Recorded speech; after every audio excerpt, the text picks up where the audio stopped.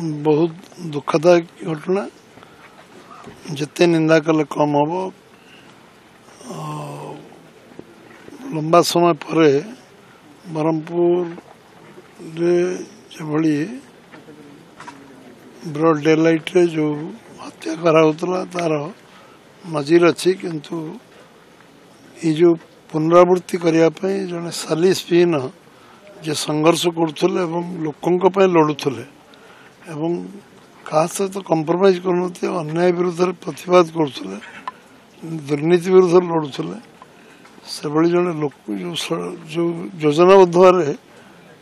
कराई जहाँ अनुमान आम कर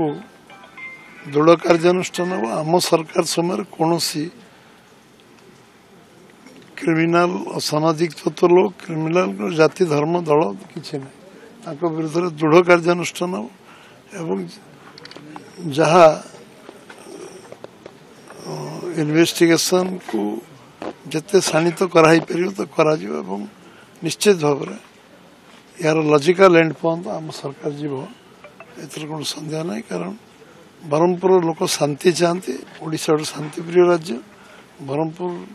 रे जो स्थिति निर्माण करने जो मैंने भावुं कदापि दिज्व ना दल गोटे लड़ुआ नेता को हरले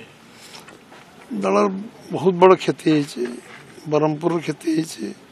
जो न्याय जो साधारण तल पाच लोक